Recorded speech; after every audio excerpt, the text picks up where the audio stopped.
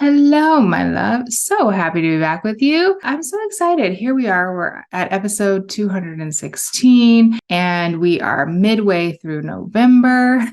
Thanksgiving is next week, right? Ooh, I love it. I love Thanksgiving. It's around my birthday too, and my daughter-in-law's birthday. I mean, it's just a fun time, ladies, a fun time. So, in today's episode, I want to talk about snacking. I say this because maybe you're a snacker or a grazer. And so just ask yourself if you are. There are humans, right, who don't. But I find, especially before I lost my weight, I was eating a lot. And what I mean by that is all the time, too. Well, a lot and all the time. Oh, I think back to this. I tell this story because this was my, desire. I had an over desire for food and snacks. And when I think back to it, it came with this, I had a little fear about being hungry. And so I always think back to this time when I was traveling a lot and traveling to Chicago actually a lot for work. And I would just make sure that I always had snacks. And even when I would land and I would get my rental car, I would stop by the grocery store to make sure I had snacks and water and different things in my hotel room because I had this fear of not having food.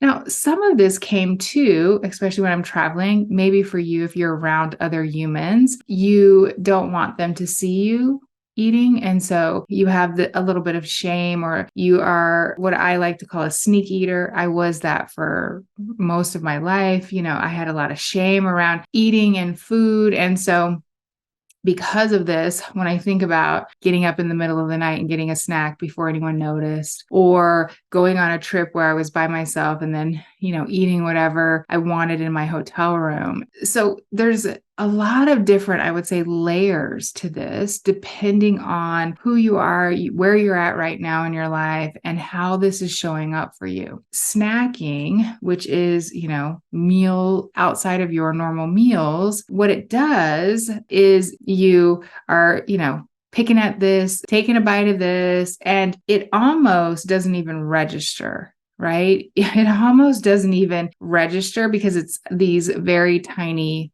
portions. And I think about this too, even if you have scheduled snacks. Now, I think all of us are different. Our bodies are different. So some of you eat 3 meals a day and a couple snacks. Some of you eat 2 meals a day and a couple snacks. And I'm really talking about outside of this. And I also will add in a little bit about when you don't have meals and it just is comprised of snacks. So I'll give you a little information on that in a minute too. But what I'm talking about is just snacking when you're not physically hungry and where you're just kind of picking.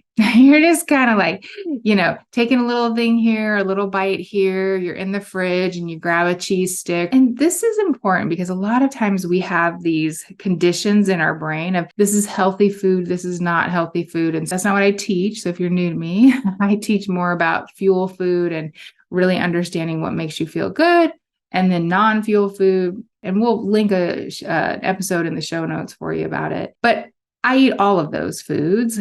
There's not an or statement in there for me. It's an and statement. If you think a food is healthy, you might have a tendency to keep eating it, but you're telling your brain oh, this is healthy, even if you're not physically hungry for it. So again, this is just being on to yourself so that you can then make a decision about what you want to eat, how much you've eaten, and is this emotional eating? And when I talk about emotional eating, I want to describe what that is. It is eating outside of physical hunger. It is because you are trying to satisfy some emotional need. It could be comfort, could be you're bored, could be that you're lonely. It could be that maybe you're feeling pretty good and you just want that dopamine hit. You want to feel better. Yes, if you're not physically hungry, that is emotional eating. And so it's just good to understand that anything outside of physical hunger mostly is emotional hunger. Now, there's some other things, like if you're not getting enough water, enough sleep, your body could be sending you some signals because it wants sleep or it wants hydration. There are a couple other things, but mostly, if you're listening to this, mostly it's emotional. And it's because you're trying to feel comforted. You're trying to feel more at ease. You're trying to feel better even. Maybe you're feeling pretty good, but you want to feel even better. Remember, our brains are wired. It just is us pleasure seeking. Our brain always wants us to be comfortable, always wants us to feel pleasure. And dopamine is a part of that. And dopamine hits, right, when we snack or we eat highly processed, highly sugared food. It gives us a good dose of dopamine. And so our brain's like, yeah, we want more of that. We want more of that. Emotional eating, again, it can be many different reasons. It can be for negative emotions, but it also can be for positive, just because you want more of that dopamine. You want to even feel better than you already do. You could be at a party. And I think too, like sometimes we can even fool ourselves because, we're like, well, I'm at a party and I'm with my family and I'm feeling so good. And I just, keep eating. But somewhere in the back of your head, you had a falling out a few months ago with Sally Sue and it's still on your mind, right? Or you're trying to make everyone happy and you see, someone said something and you're irritated, but because you're trying to be happy, you don't recognize that you actually have a negative emotion. You actually have a negative feeling, so that you're just picking, you're snacking, grazing. And so understanding how that plays. When I think about Chicago before this work, I really was afraid to feel hungry. I had this fear of feeling lightheaded or, oh my gosh, what happens if I get too hungry, or low blood sugar, right? I had these fears and I just had to get real with myself, my body, and what was the truth for me, that it was okay to feel a little bit of hunger. All of you are different who are listening. And you have to, of course, do this for yourself, this work of figuring out what hunger feels, physical hunger feels like in your body. And then, of course, your point of when you have that physical hunger that you want to eat. I want to talk about grazing too. So Paul and I, my husband and I, we don't have any children that live at home any longer. They're all out and about. So there are many times where we don't have full meals. We don't cook. And so, we grab some nuts or some cheese or like a little bit of leftover from that, but it's not really a full meal, or we just eat a variety of different, I grab some cottage cheese and some yogurt or, multiple things, right? And so I'm saying this because this is for all of you who, you don't really eat a meal, but you kind of grab a cheese stick, and then I grab some crackers, and then I'm like, oh, I'm feeling a piece of toast. And then I make a piece of toast. And then suddenly I have this thought. This is important. This is the thought. I really haven't had a full meal. I know, I just want you to hear that. So if I've lost you, because this is an important one, I haven't had a full meal. And so if I took everything that I had eaten and I put it on a plate, it would be a full meal.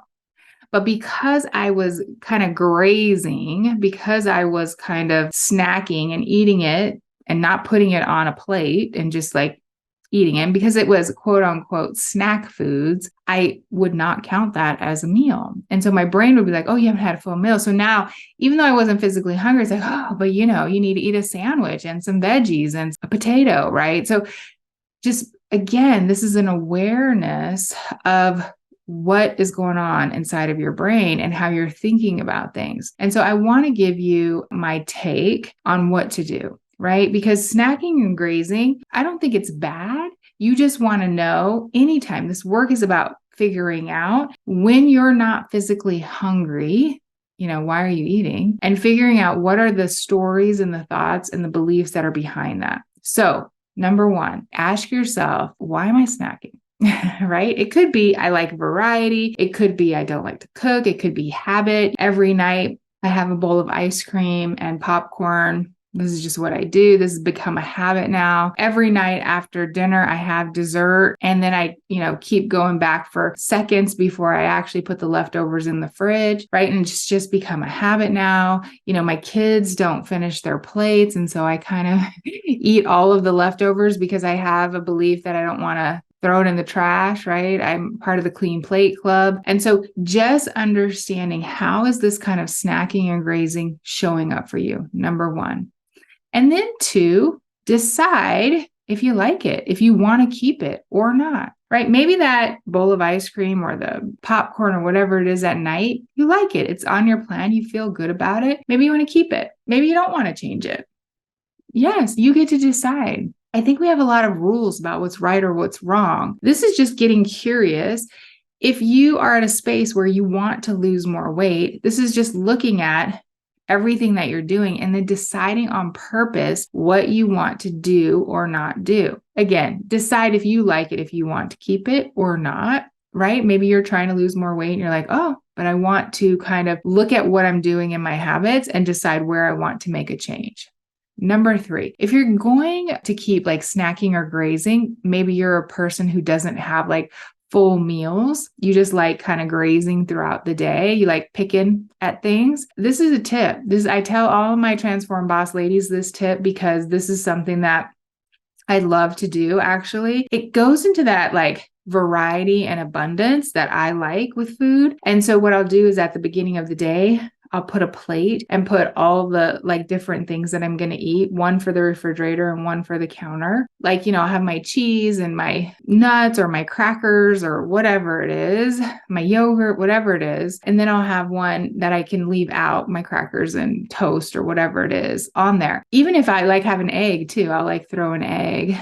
Or two, I'll add like if I have cookies on my plan or whatever it is. I like seeing it. And I like seeing it on a plate. So I have one for the fridge and one for the counter. And what it does is it helps me to see like, wow, like this gets me into abundance too, because sometimes when you're eating throughout the day, you're not really conscious of what you're eating. And so you kind of miss out and you don't like get the pleasure from it. I know ladies always tell me, Shannon, I love food. I'm like, really? Because you're not even paying attention. You're not even enjoying it. So when you put it on a plate and you like know like, oh, this is what I'm going to eat today, then you get to visualize it. You get to feel abundant. You don't feel restricted. You don't feel like, oh, I barely eat. You're like, holy moly, like this is good. Ooh, I like it.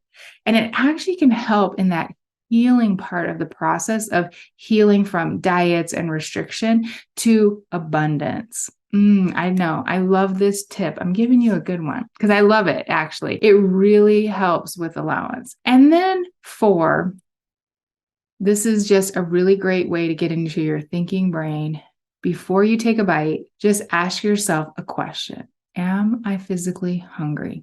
I know it's such a great question. Take a breath, ask yourself, and you'll be amazed at what comes. Sometimes it's yes, sometimes it's no. And then again, you get to decide. This work is just learning. The overarching goal is this healing from diets and diet culture and, all the things that we've been through with diets. And then getting to a place of abundance, a place of love, a place of food freedom where you can eat with abundance and joy and lose weight.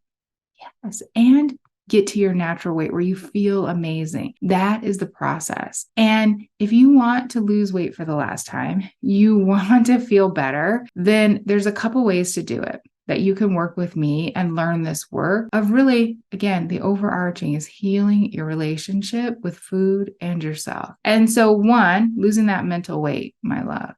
Number 1, follow this podcast. So go right now and hit the follow sign so that I'm in your podcast library every Wednesday. Number 2, you can get on my email list. So you can go to bflycoaching.com/email. And then every Wednesday, we send out a really beautiful email and a link to this podcast. And then number 3, you can take my 3-day reset course. I just revamped our free boss course and it's pretty amazing. And so you can go to freebosscourse.com and you can take that. And of course, join transformboss.com. You can go there when you're ready to join us in Transform Boss, when you want to go deeper in this work and really do the work of healing your relationship and getting off the diet roller coaster for good. I know, right? So many things. We're going to put all of those in the show notes for you so you can, again, wherever you're at in this journey with me and yourself, you can make a decision on what's the next step for you. It's good. All right, my love, let's go. Bye for now.